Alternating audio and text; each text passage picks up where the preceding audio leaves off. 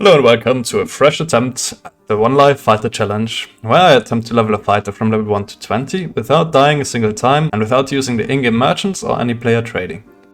Last time I made it to level 13 before encountering a super geared out fighter with 95% physical reduction who unexpectedly and dramatically reduced the life expectancy of my previous fighter.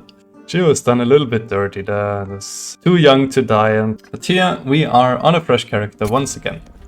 And the first thing I usually do is just drop my shield. I just don't feel like it's worth reducing your movement speed. Blocking melee hits in this game is a very risky business and tends to not really be worth it. The armor that you get from a grey starting shield is nothing to write home about.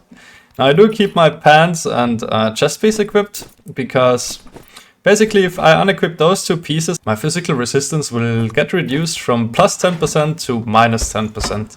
So I accept that I will lose a few percent of movement speed for a quite significant increase in physical damage reduction. Get a northeastern spawn here, which is very close to the shrine, and I start taking out some PvE as I make my way towards the shrine. I'm hoping to find an upgrade to my melee weapon as quickly as possible, since taking out PvE with the starting arming sword is pretty painful and just takes a really long time. It just takes way too many swings to even clear out the most basic of mobs. Now unfortunately I do end up taking a hit from the Goblin archer, as my circle strafing appears to not have been perfect. In starting gear, even taking a single hit is very painful, as you see I get reduced to basically half HP from taking the single shot from the archer.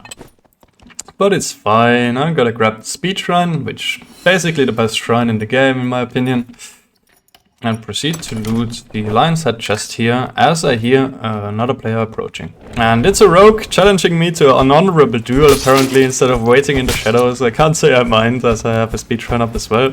But I'm basically able to weave in and out as my hits are connecting, and the rogue just keeps stabbing the air because I'm so fast. And I end up taking him out without too much issue. Let's see the loot. We find one healing potion, a few throwing knives, which is decent. Blue hat, not the best one, but it's fine. A white falchion is quite nice, but I see that I have actually found a green mace from the chest. And while the Morningstar is a cleric weapon, the mace is actually for both fighters and clerics, and it has a nice little +2 strength on it. Unfortunately, I did not end up finding a lot of action in this game, so I'm gonna fast forward a bit to the end of the game, where I fight a skeleton champion. Now this fight is definitely not one of my proudest moments, as I end up taking a bunch of damage from the champion, and it really is completely unnecessary to even take a single hit. But hey, there's portals everywhere, there's no sign of other players, so it's quite alright. I'm hoping the skeleton champion has some nice gear for me, let's check it out. And it's just a green Templar armor, which is nothing too exciting. Yeah, we escape from the first game here without finding too much action and get right into the second one. I spawn in the same room again, but this time not having to clear out the bottom room first. And this spawn is actually kind of nice because the bug will aggro onto you and you won't have to fight like 2 bugs and 2 archers at once. Unfortunately, I still do take a hit from the bug here and get slowed down and take another one. Now I'm really slow and I'm unable to actually dodge the third hit, and I almost get taken down here as I frantically hop around and pop second wind and manage to drop down and take out the bug finally. Now this was basically just to show you guys what not to do. I was only ironically taking damage. It was only for display purposes and to show you guys what you should avoid doing. Of course, taking this amount of damage would never happen to me while I'm playing seriously. Anyways, got a protection shrine up now, so I'm feeling somewhat safe. And I'm gonna check out some more loot, find some lightfoot boots, best boots in the game. And check if there's anything else to be found in this chest here.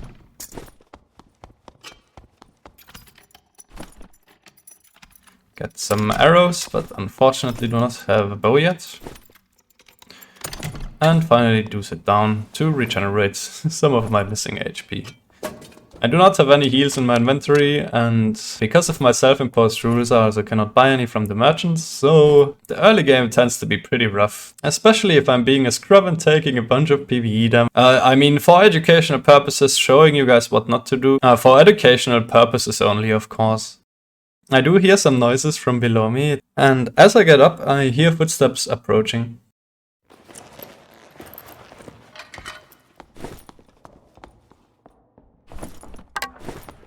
I drop down and pop my sprint to engage the player and see a rogue behind the bars. Catches me with one stab of the rapier, but oh, a single hit to the head with the mace takes out this poor rogue, who is apparently taking a bit of PvE damage already. Well, unlike me, that was probably just due to bad gameplay, while my taking damage from PvE obviously is for educational purposes. This player definitely has some improving to do to not take any damage from goblins or something stupid like that. Who takes damage from goblins, am I right? Anyways, this player has absolutely zero interesting loot, unfortunately. But oh well, the journey continues as I make my way towards the middle room, wanting to check out if there is a skeleton champion to kill for some sweet purple loot. It tends to be the best way of getting really good gear in the Goblin Caves, just killing elites. But unfortunately, as I make my way into the middle room, I see that the skeleton mage is there, not the skeleton champion. Now, of course, in the Goblin Caves there is also a second skeleton champion spawn, and that one is actually guaranteed, which is also reachable from this room. But I decide to clear out the bugs first, since I have no single jewelry yet, and the bugs actually have a pretty decent chance for dropping rings and amulets. Actually managed to not get obliterated by bugs this time, and while I do not find any jewelry, I do find a blue protection potion, which is very strong. Had some fairly useless gloves, and proceed to the Goblin Village room, where I definitely heard some player noises.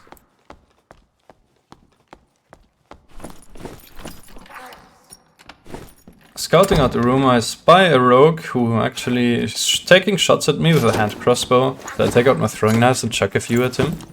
But unfortunately I get hit by a crossbow shot that hurts quite a lot, since the rogue also had rupture. Now my caveman instinct set in and I pop sprint and pull my mace out and start chasing the player while I'm on half HP myself. Managing to wrestle control of my brain from my caveman instincts back to my rational thought, I stop chasing the rogue and actually consider what is the best course of action for me to take here. Considering I have the high ground, I do feel reasonably safe here. However, it's probably not the smartest decision to try to take a ranged battle with a rogue who has a crossbow and I only have a few throwables. And I'm already on half HP. Try to juke the rogue a little bit and not get hit by ranged attacks. And finally use my blue protection potion and see if I can catch up. However, the rogue instantly jumps even further down, giving me the opportunity now to open the escape portal and potentially just get out. Now as I'm opening the portal, I also see a third player approaching. Situation is getting pretty dangerous, and the cleric instantly hits me with a judgment as I get in range and almost takes me out, but I am out of here. I am not having any of this. So I just proceed straight into the next game, where I spawn in the Middle East, where I proceed to get attacked by some angry locals. I make short work of them with a few boinks to the head, and proceed to make my way towards the middle of the map. Here I take out some angry skeletons on my way to the bottom floor of the middle room, and I find a green Zweihander with +2 agility in the chest, which, yeah, just not a good weapon. Not sure I would even pick up a purple Zweihander. Okay, that's a lie. I would pick up a purple Zweihander. And as I try to kill this skeleton, I notice that it's already dead, so a player must have been here. I also see that the PvE over there has been taken out, and I hear some noises from behind the door.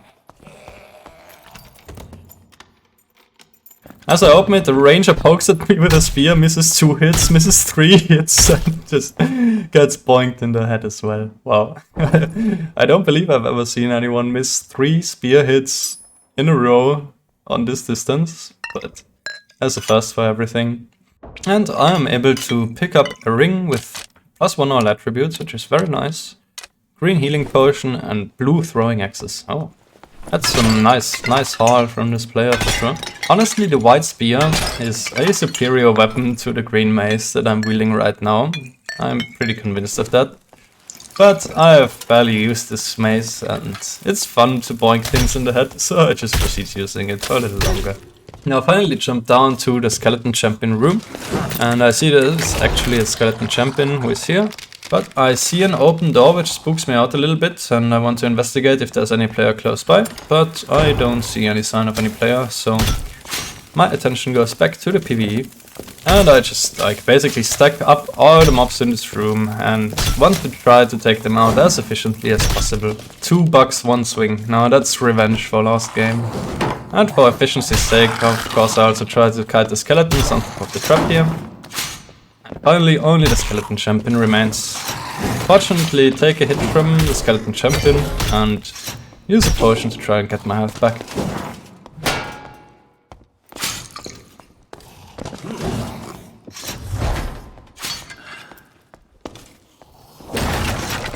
A few boinks to the head later, the skeleton champion should be extremely low by now.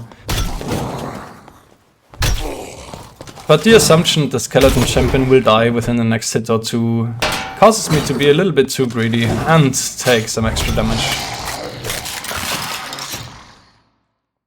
Oh, a purple felling axe. Now, I believe it's time to cosplay a barbarian. I don't believe I can get around using this here, like, a purple weapon is quite a bit better than a green weapon, usually, as it turns out. So from this point onwards, I'm basically a barbarian that has like 60 less HP and deals half of a barbarian's damage on every swing.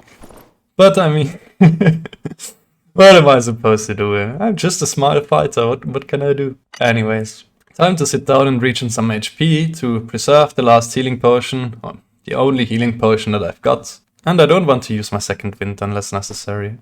Now as I get close to fully regening, I hear player steps very close to me. And I see a fighter jumping down, seems to be somewhat geared here. And I'm a bit worried about a little bit of missing HP, so I instantly pop second wind and sprint and try to engage. But the skeleton gets in between us. Fighter is just backpedaling away, as I do get 2 very nice hits in. But my second wind unfortunately has run out. I do believe the fighter is very low though, and he falls to the 3rd hit of the purple felling axe. Well, it turns out even Barbarian Light can still do what barbarians do best and get in people's faces and smash their skull in.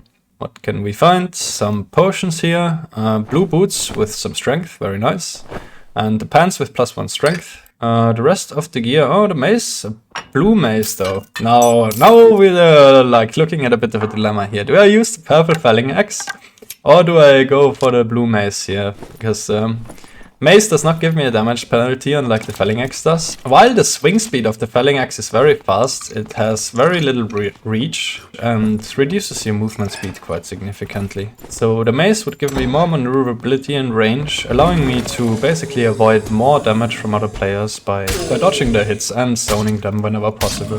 Now here I make my way to the protection shrine and see it's up. On the bright side, the mummy does end up dropping a bandage, which is very welcome, considering I have barely any healing. And I have a look around and listen a bit for other players. Now as I get back to the middle room here, I hear a portal being opened upstairs. So it seems like a player has opened the portal upstairs but not used it yet, so I proceed to make my way there. As I turn around the corner, I see the portal is still up and there's a corpse lying right next to it. There's a rogue and a barbarian. Oh my god, what is going on here? I'm out of here. I am not interested in whatever this is. Because I'm not sure, like, are these players teaming up or are they, like, friendly, in quotation marks? So yeah, I am just out of here and ended up reaching level 5 from this game. So we get a second perk slot, which is super cute. And we're gonna have to make a decision between the mace and the felling axe here. But that's gonna have to wait for the next episode. Now if you enjoyed the video, please consider leaving a like, subscribing to the channel, or leaving a comment down below. I'll see you guys in the next one.